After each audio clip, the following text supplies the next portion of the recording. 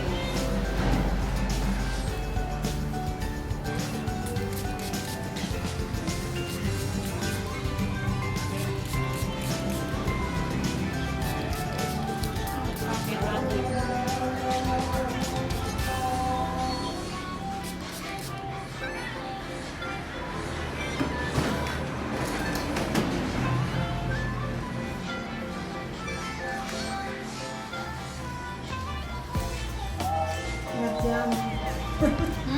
Lihat jam. Iya, mati. Sudah 7 lewat.